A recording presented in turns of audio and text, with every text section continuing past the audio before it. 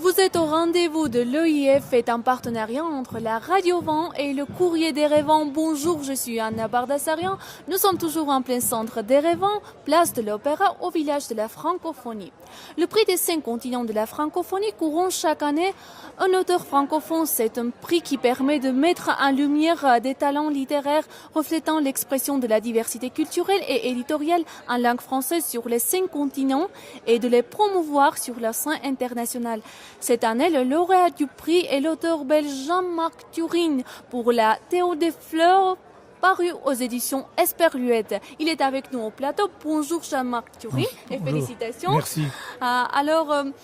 Comment vous avez appris cette nouvelle et qu'est-ce que cela vous apporte d'être le lauréat d'un tel prix? Je l'ai appris vendredi vers 12h30. Je pense que c'est mon éditrice qui avait vu ça sur Facebook. Bon, je ne le croyais pas trop. Et puis, là, dans l'après-midi, il y a Myriam de l'OIF qui m'a appelé pour me dire que je devais prendre l'avion le lendemain. Bon, ce que ça me fait, évidemment, ça me fait plaisir parce que c'est quand même un des très beaux prix littéraires qui existent, dans la mesure où il y a une liberté, c'est-à-dire qu'il n'y a pas de pression des grandes maisons d'édition qui dirigent les débats ou qui favorisent tel ou tel candidat, comme ça se passe beaucoup, par exemple, pour le prix Goncourt. Donc, il y a quelque chose d'unique avec ce prix de la francophonie, parce que je le suis depuis des années et j'ai toujours considéré que c'était un merveilleux prix. Comment écrivez-vous? J'entends par là cette évolution à partir de la naissance jusqu'à sa mise en écriture. J'ai pas de pratique quotidienne comme ça. J'écris quand j'ai envie d'écrire. Je prends beaucoup de notes dans des petits cahiers, ça, mais je peux me promener, je peux, faire du ménage, repasser le linge, y penser à des trucs et puis je travaille. Mais je n'ai pas de fonctionnement type d'écriture en me levant et puis non, j'y pense pas. Ça vient ou ça vient pas. C'est assez spontané. Alors quand je travaille, évidemment, je relis, je travaille. Ça me prend un temps fou. Mais comme structure, je ne sais même pas où je vais, quoi. Au départ, je ne sais pas où je vais. Alors votre personnage, Théodora, ne marche plus, elle ne voit plus, mais elle se souvient et raconte. Elle nous parle de sa vie, de ses rencontres, ses amours, ses espoirs, mais aussi ses errances, ses drames et ses désillusions. Qu'est-ce qu'elle attend? Qu'est-ce qu'elle veut, votre personnage? Il faut savoir que chez les Tziganes, enfin chez les Roms, il y a une grande tradition orale, un peu comme en Afrique. Et j'ai voulu rendre hommage à cette oralité de la parole tzigane, parce que c'est quelque chose qui existe encore. Et quand on a une communication ou un héritage oral, on se souvient des choses. Tandis qu'aujourd'hui, il y a beaucoup de jeunes qui, aux États-Unis ou en Europe, etc., ne connaissent plus l'histoire de leurs parents parce qu'ils sont tous dans l'immédiateté avec Facebook, avec Twitter, etc. Donc il n'y a pas de connaissance vraie du passé. Par exemple, je suis pas sûr que mes enfants connaissent l'histoire de la famille, par exemple. Vous voyez? Tandis que j'ai voulu rendre hommage à ça, à l'oralité de Tzigane qui est... Bon, alors, Théodora, elle est passée partout, parce qu'il faut savoir aussi que les Tziganes, pendant la Seconde Guerre mondiale, ont connu un génocide quasiment aussi important que les Juifs. Pas en nombre de victimes, mais en pourcentage de victimes, c'est quasiment équivalent. Et c'est aussi une chose qui est complètement occultée en Europe. On ne parle jamais ou quasiment jamais du génocide des Tziganes sous les nazis. Et là, j'ai voulu rendre hommage aussi à toutes ces victimes anonymes qui n'ont pas plus de sépulture mais par exemple beaucoup de victimes arméniennes dans leur génocide. Et les Tziganes ont ça ils partagent ça avec les Arméniens, avec les Rwandais, avec les Juifs. Et c'est cette personne-là, Théodora, oui, elle est devenue très, très vieille, elle est aveugle, mais elle raconte sa vie, voilà. Et toutes ces épreuves par lesquelles elle est passée. Est-ce que vous pensez que les valeurs de la francophonie, cet appel de vivre ensemble, peut être un vrai moyen de lutte contre les génocides, les guerres, la violence, la haine? Bien sûr, mais ça c'est un idéal qui n'est pas mis en pratique. Quand on pense qu'en Europe, par exemple en France, la manière dont on pourchasse encore aujourd'hui les Roms de Roumanie, de Hongrie qui s'installent dans des campements, on ne peut pas dire que la France donne l'exemple de la fraternité. Bon, mais c'est pareil en Italie, c'est pareil en Belgique. Et de toute façon, donc, c'est vrai qu'il y a le vivre ensemble, mais c'est le vivre ensemble qui est qui est moulée dans une pensée unique, qui est la pensée dominante de la langue française ou de la culture française, mais ça exclut aussi pas mal de choses. Et donc, tant qu'il y a des exclusions politiques ou géopolitiques, je vois mal comment on peut parler vraiment d'un vivre ensemble. Quelle est votre définition de cette vivre ensemble? Comment vous imaginez? Mais je dirais la fraternité. La fraternité entre tous les hommes et donc entre la francophonie. Il n'y a pas une francophonie. S'il y a 54 pays membres dans la francophonie, il y a 54 francophonies. Je veux dire, le français, il faut parler des Français. On ne peut pas parler du français comme langue motrice, comme ça, d'une culture. Non. Selon moi, c'est les Québécois, les Belges, les Suisses, ceux qui sont en Haïti et ailleurs, ils ont leur langue propre. Et par exemple, encore, si on reprend l'exemple de la France c'est le français, mais on dit vivre ensemble, mais la France refuse qu'il y ait les langues locales comme le breton, le corse ou le... Voilà. Donc on est loin du vivre ensemble en France. Et même, voilà. Donc pour moi, oui, la francophonie, c'est la fraternité avec les Français, mais pas les Français du peuple français, mais les langues françaises. Voilà. Et comment vous voyez l'évolution de la langue française? C'est une évolution magnifique. Elle est magnifique parce qu'il y a toujours des néologismes qui apparaissent. Et puis il y a surtout des tournures de phrases qui sont, si on prend le créole par exemple, c'est évident qu'il y a là toute une imagerie qui est propre au créole dans la langue française.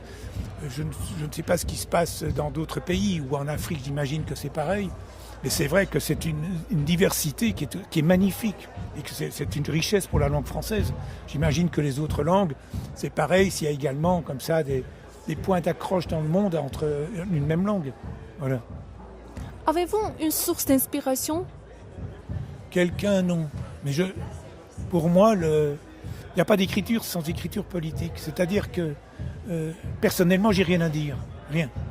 Comme je pense que beaucoup de gens n'ont rien à dire. Sauf que, on a quelque chose à dire quand on écoute le monde. Si on capte la vie autour de soi, alors je pense qu'on commence peut-être à avoir quelque chose à dire, à raconter. Parce que tout le monde n'a pas la possibilité de raconter. Mais il est vrai que cette façon de capter la vie, mais la vie c'est tout. Parce je ne peux pas dire que je suis libre si autour de moi il y a tous ces crimes, tous ces meurtres, toutes ces guerres autour de moi. Si j'oublie ça, je ne vis pas. Donc l'inspiration c'est plutôt ça, c'est ce monde qui bouillonne, ce monde qui en moi résonne. Et alors il y a de la révolte, il y a de l'indignation, il y a de la résistance par rapport aux faits, à l'état du monde. Une résistance permanente, non à la mondialisation, non à ceci, non aux exclusions. Quand on pense à ce que l'Europe fait avec tous les réfugiés qui viennent de Libye et d'ailleurs, et qu'on les laisse pourrir en mer, c'est ça. Enfin, je veux dire, où est le vivre ensemble? Où est-il le vivre ensemble? Il n'y est pas. Ce sont des belles paroles d'hommes politiques, mais qui oublient la parole qu'ils ont prononcée la veille, quoi. Et le lendemain, c'est oublié. Parce que si ce n'était pas oublié, ça ne se passerait pas comme ça dans le monde. D'après vous, qui sont vos lecteurs? Ça, j'en ai aucune idée. Je ne sais pas du tout. Je ne sais pas. D'abord, j'en ai pas beaucoup. Jusqu'à présent, j'en ai pas beaucoup. Mais je ne sais pas. J'ai aucune idée. À qui est destiné votre... Pas tout le monde. À la jeunesse comme enfin, la jeunesse, je parle des adolescents déjà. Je pense que les adolescents peuvent lire mes livres, oui. Je ne sais pas si c'est le cas, mais je pense que je m'adresse à tout le monde. Aussi bien aux analphabètes. Ça ne me dérange pas, c'est bien. S'ils arrivent à l'entendre lu par quelqu'un d'autre, c'est-à-dire ce serait une tradition orale qui est reprise, quoi. Quelqu'un qui lit à des gens qui ne savent pas lire. Et vous, avez-vous un livre de table? Un livre qui vous accompagne toujours? Je n'ai pas un livre, mais bon, je dois dire, mais elle ne m'a pas influencé pour l'écrit, mais c'est vrai que j'étais très proche pendant des années de la romancière Marguerite Duras. J'étais très proche d'elle. Et voilà, mais ce n'est pas elle qui m'a inspiré du tout. Mais elle a un style, mais je n'ai pas du tout son style, pas du tout. Je suis plus lyrique, je pense, j'ai l'impression. Et le nouveau roman Non, mais ça n'a... Oui, mais le nouveau roman, c'est vieux. C'est Robbe-Grillet, c'est Beckett, c'est... Bon. Non, moi, je ne vois pas à quoi je m'attache. Je ne sais pas si j'ai un style, d'ailleurs. Je n'en sais rien. C'est pas à moi de le dire. Merci. Il y a quelque chose un message peut-être que vous voudriez adresser à la communauté francophone? Oui, s'il y a un message, c'est à la lecture de mon livre qu'ils prennent conscience de ce que le peuple rom vit depuis des siècles et depuis des années en Europe. Et qu'ils prennent conscience de la douleur de ce peuple qui est malmené, qui est exclu de la société en Europe. Voilà. Merci. Merci beaucoup, Jean-Marc Merci à Turing. toi. Merci. On continue à parler de la littérature et du prix de 5 continents. Nous avons également accueilli Monique Ilboudou de Burkina Faso, écrivain, avocate, militante des droits humains, et Lise Bissonnette de Québec, journaliste, écrivain. Bonjour, bienvenue, merci d'être avec nous. Vous êtes membre du jury international du prix 5 continents. Alors, comment cela s'est passé cette année, cette édition? Est-ce que la sélection était très difficile? Bon, ça s'est bien passé cette année. Je dois dire, moi, je suis membre du jury depuis les tout débuts du prix des 5 continents. Généralement, il faut dire que ça se passe bien, en fait. Les gens peuvent avoir des appréciations différentes de certains livres, mais en général, on s'entend très bien sur 2 ou 3 titres, et puis à la fin, on débat un peu, et puis ensuite, tout à coup, le consensus se fait. J'ai jamais vu de querelle majeure, j'ai jamais vécu de querelle majeure au prix des 5 continents. Donc, cette année, ça s'est très bien fait aussi, d'autant que ce livre a charmé plusieurs membres du jury et puis tous convenaient qu'il était assez particulier aussi, un peu différent de de la sélection habituelle. C'est déjà le 17e édition, donc comment vous voyez l'évolution de ce prix littéraire? Vous voulez dire sur le plan littéraire? Oui, sur le plan littéraire. Bon, alors là, je vais me permettre des remarques d'analyste culturelle. C'est que, oui. je l'ai dit aux membres du jury, je suis entre le tout début et aujourd'hui, il me semble que les thèmes, et c'est très normal que les thèmes abordés par les écrivains varient un peu. Au tout début du prix des 5 continents, c'est un prix qui attire beaucoup une littérature sur l'exil, sur la difficulté de vivre, sur la discrimination. Bon, même s'il ne s'agit pas d'essais, mais de romans, on sent ces thématiques traverser le romanesque. Bon, mais ça bouge en même temps que le sociopolitique, tout ça, en fait. Et aujourd'hui, c'est moins l'opposition entre deux mondes, si vous voulez. Autrefois, c'était assez manichéen comme ça, en fait. C'est moins l'opposition entre deux mondes que cette espèce de quête très inquiète de la façon de réconcilier les deux mondes. Et ça, je l'ai vu dans plusieurs ouvrages de cette année, ce qu'on n'aurait pas vu il y a 10 ans, par exemple. Donc, est-ce qu'il y a un sujet prédominant dans les textes de cette édition-là, par exemple? Non, la littérature qui touche l'exil est encore très présente, mais elle ne se présente pas de la même manière qu'autrefois. Voilà. OK. Est-ce qu'en lisant des textes, vous avez senti cette diversité culturelle, les couleurs de la francophonie? Oh oui, bien sûr, parce que bon, de toute façon, l'écriture, vous savez, c'est une œuvre tellement individuelle que quand on prend deux auteurs, on voit tout de suite des différences. Donc, quand des livres viennent des différents coins de la francophonie, des 5 continents, on va dire, c'est sûr que même quand la thématique, et c'est vrai ce que vient de dire Lise Bissonnette, c'est-à-dire que cette année, sur les 10 livres, on a au moins 7 qui parlent d'exil, de retour d'exil, de difficulté de s'intégrer, et puis aussi d'esclavage, de souffrance comme celui du lauréat. Donc oui, les thématiques peuvent parfois se rapprocher, mais les livres sont complètement différents parce que chaque auteur écrit avec sa sensibilité, écrit avec ses réalités de départ et voilà ce qui l'a interpellé le plus. Donc c'est sûr que les livres sont tous différents. Est-ce qu'on peut distinguer des caractéristiques de la littérature francophone, des points communs, des traits? Demander ça à quelqu'un qui vient du Québec, c'est par définition s'attendre à entendre dire non. C'est-à-dire qu'il n'y a pas, à proprement parler, quelque chose qui distingue la littérature francophone, là, au sens multinational du terme, de la littérature anglophone ou autre. C'est qu'on est d'où on vient, en fait. Donc, dans mon pays, la littérature que nous produisons est beaucoup moins marquée, par exemple, par les thèmes de l'exil, de la souffrance, de la discrimination, alors que c'est pas la même chose, évidemment, pour la littérature qui est issue de l'Afrique en général, mais aussi d'autres pays, et puis de la littérature française qui, elle, est très parisienne. Bon, alors, moi, je ne crois pas qu'on doive même s'attendre à ce qu'il y ait une sorte de fil entre la littérature francophone, d'autant, et vous me permettrez de le dire, que les francophones se lisent très peu entre eux. En fait, moi, s'il n'y avait pas le prix des 5 continents, ces 10 livres-là, à part ceux qui viennent du Québec, je les aurais pas connus.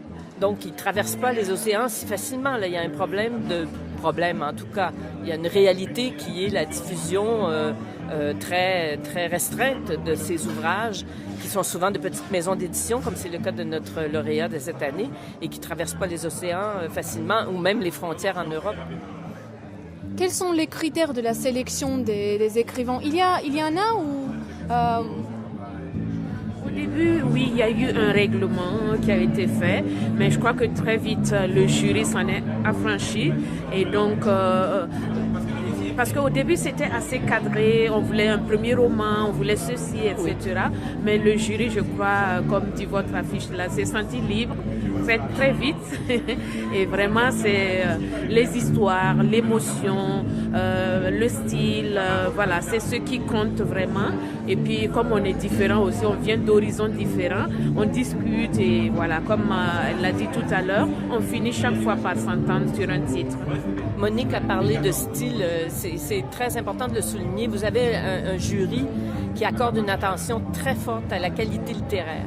Donc, aujourd'hui, on est, moi je dirais jamais qu'il y a trop de livres publiés, mais on est devant une pléthore, peut-on dire, de livres avec l'apparition de toutes nouvelles maisons d'édition un peu partout dans tous les pays parce que c'est facilité par la technologie.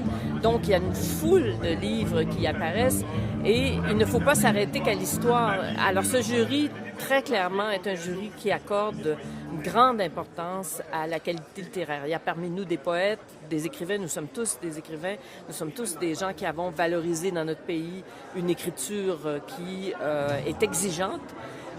Et ça, je dois dire que je le sens chaque fois autour de la table. Dès que un ou deux livres là tombent tout seuls, sans même qu'on en discute, c'est toujours une question de qualité littéraire qui nous semble plus faible.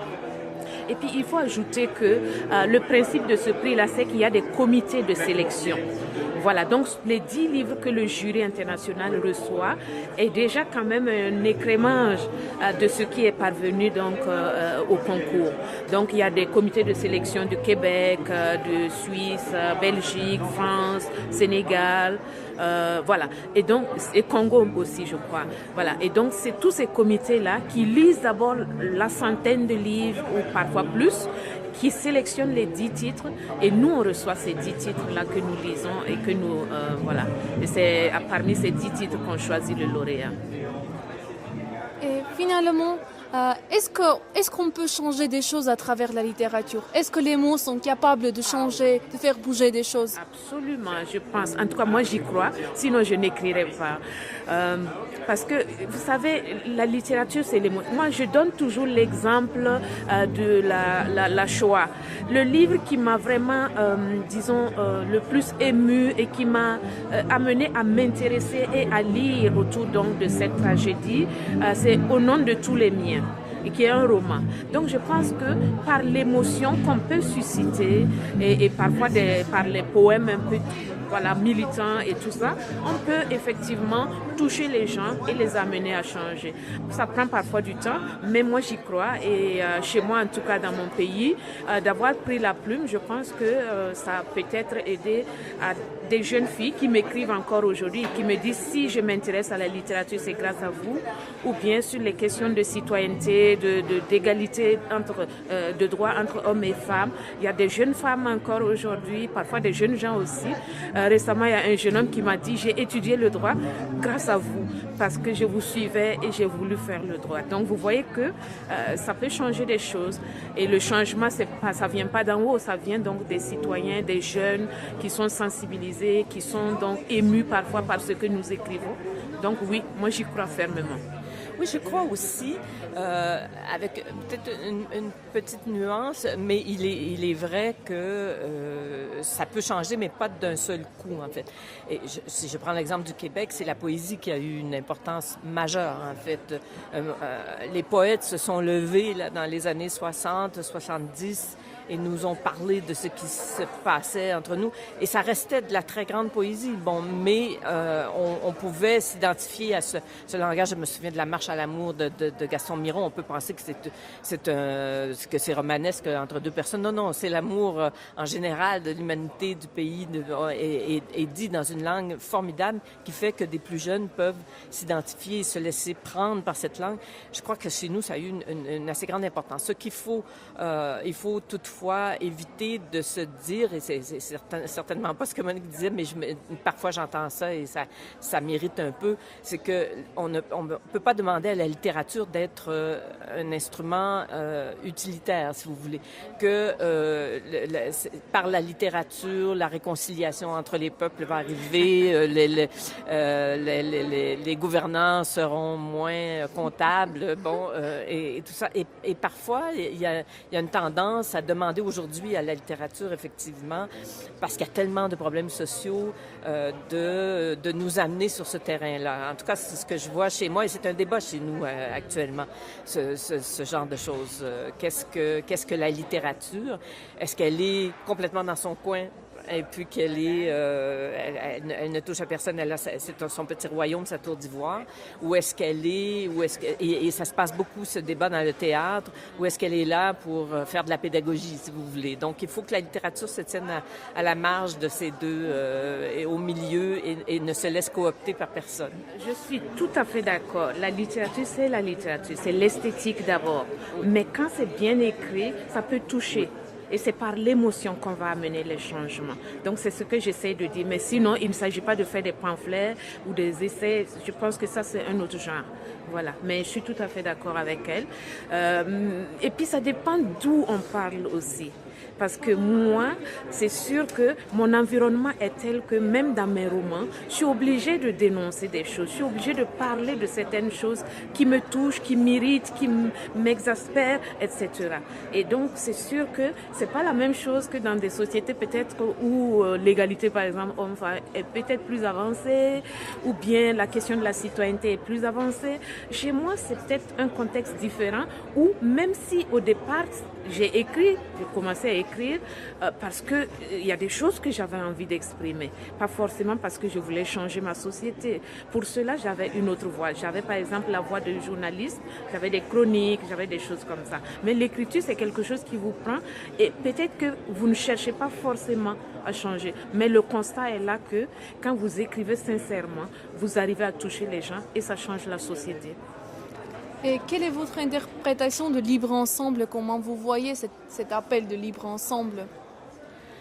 Je le trouve hautement exigeant, justement, parce que ce qu'on entend constamment, c'est vivre ensemble. Hein? Et puis, c'est devenu un cliché, tout le monde répète ça, y compris les gouvernements, les discours officiels. Il faut faire du vivre ensemble, on voit ça dans nos journaux, on voit ça un peu partout.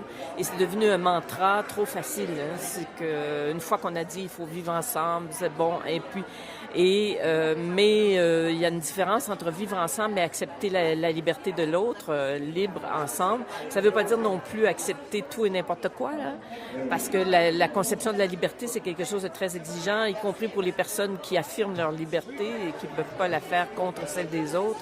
C'est très chargé comme thème. Je ne sais pas si le sommet va véritablement arriver à décortiquer tous les aspects, mais je trouve, c'est sûr que c'est très beau à regarder, mais dès qu'on se met à réfléchir au sous-sol de libre ensemble, beaucoup de définitions se trouvent là et beaucoup de possibilités de choc des cultures aussi.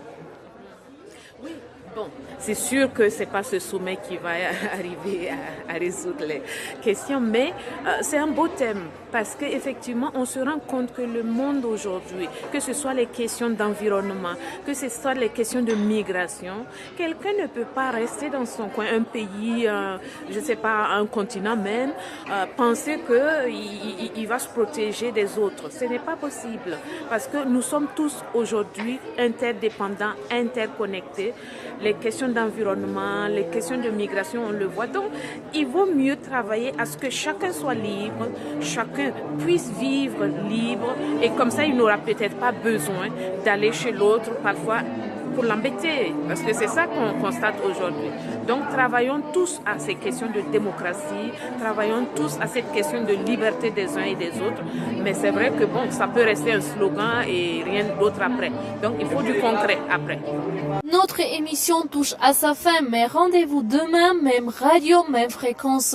Vous étiez au rendez-vous de l'EIF en partenariat entre la Radio Vent et le Courrier des Rêvants.